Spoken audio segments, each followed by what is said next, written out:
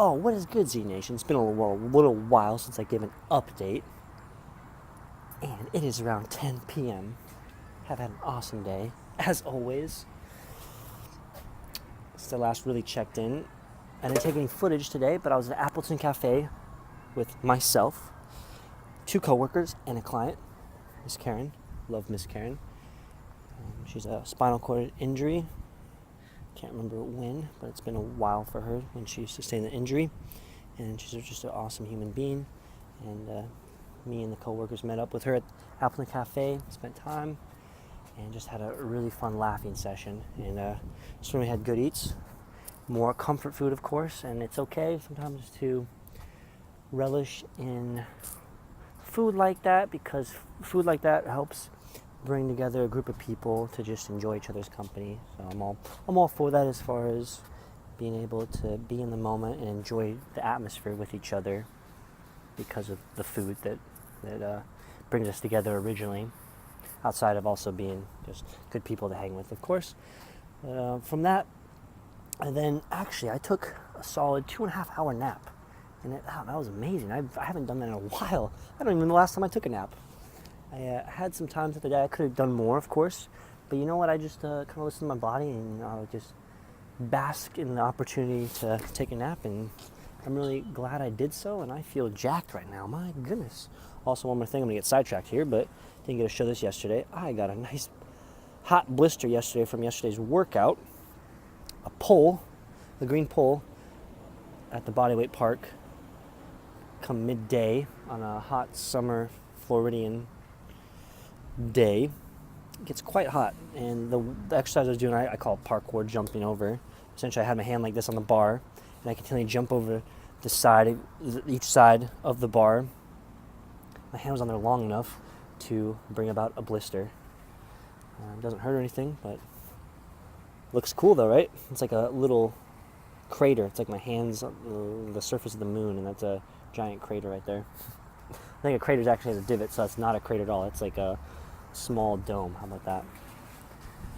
But after my nap, I did my hospice shift. Always appreciate that, and always puts me in a mindset of just valuing life, valuing the relations I have with others, valuing your time, your finite use of time, and how it can all of a sudden be snatched from you, lost, grabbed from you, and never take it for granted. Never take time for granted. With that sense, never be one to waste time. You ever blame other people on them wasting your time? Ultimately, you're the one that is wasting time. It never should be fallen on other people that waste your time. You are the dictator of how you spend your time. And that message always just resonates with me every time I'm at hospice. And I just walk around to all the rooms and see people laying in bed, and a lot of them like hooked up to machines and stuff. And it just always just makes me value what I have right now, like just me being able to do what I'm going to do tonight, and bike around, get stuff done, finish a book, finish my uploads, communicate, talk to people, just live my life. So I'm very elated about that.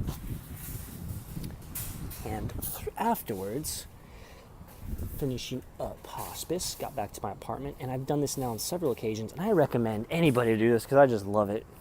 I turn off all the lights in my apartment, put earbuds in, I play music, I close my eyes, I set my timer for 10 minutes. I call this an active mental meditation, where I listen to some type of dancey music, one that has a lot of beats, close my eyes, blast up the headphones, max out. It's probably not the best thing for my eardrums, but I do it just because I want to get lost in just the beats. Close my eyes. I have no intention of what I'm going to do for moves, and I just feel out the music, and I dance to it for 10 minutes. I have my eyes closed for about 95% of the time, because periods of time I have to open my eyes just to get a sense of where I'm at. But it is a blast. A couple minutes into it, you just, for me at least, I find myself, I'm lost in what I'm doing. I'm not even necessarily thinking about the movements I'm going to do ahead of time. I'm just going with the vibe. And it really is a form of meditation. In this sense, it allows me to stop with my thoughts altogether and just focus on the move, my body moving. And there's points throughout it where I get so focused on the music, I don't think about anything outside of that moment. And there were points I would just have my hands spread out like this, visualizing. I'm in the front row of like some massive concert. I turn around to the crowd and I just go like this, as if like, yo, it's about to get dropped or whatever. And then whatever music I'm listening to has like a drop, and I'll even do like a shout thing. I'll just go, oh, I'll just get jacked for it. And God, I love that. So it's certainly a new implement of a habit I've incorporated with different forms of meditation. That's the beauty of it. There's no one fix. There's no one way to go about it. I think if you continually go about something with creativity, with evolution to it, with it's never one way, never set in stone, you continually morph it, continually sculpt it. It'll continually grow and better yourself through it. Wow, I'm getting jacked. I had some coffee too. Probably not the best time to have coffee this late, but we're gonna get things done. And then afterwards, I put my clothes in the wash, which I need to go do right now. Is go get them and put them in the dryer. But I made my value in the sense that I gave my Uncle Wayne a call, who I haven't talked to since February. It was his birthday this past weekend, and I had a genuine, authentic, connective conversation with him where I listened, I was present, and I really enjoyed it, and I know he appreciated it, and I certainly loved it, and that's something I've become more and more aware of as far as, I don't live next to any family members or anything, but that doesn't mean I can't stay in touch, doesn't mean I can't offer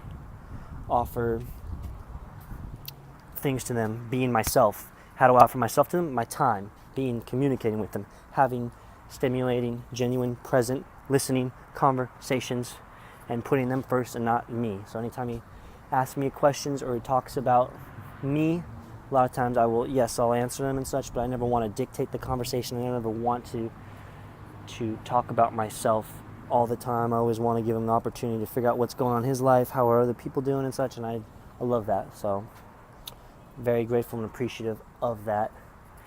And who's high on life? This guy's high on life. Man, I've been loving the book too. Go Giver. It's a good book. Enjoying it. I'm going to try and finish it today. Okay, let's stop it now because I'm about 8 minutes deep here. I didn't get to do a sign-off yesterday because I don't have any memory. Do a sign-off tonight. You already know what it is. It's time to sign off from Altamont Springs, Central Florida, the U.S., the Northern Hemisphere, the Earth, spaceship Earth, the universe, some little small speck in the universe, in the galaxy that makes up whatever existence we are currently floating through in space. Let's flip it up, baby. Peace, love, unity, respect, and as always, Lex Passion, baby. Catch you in the next installment. Hoorah!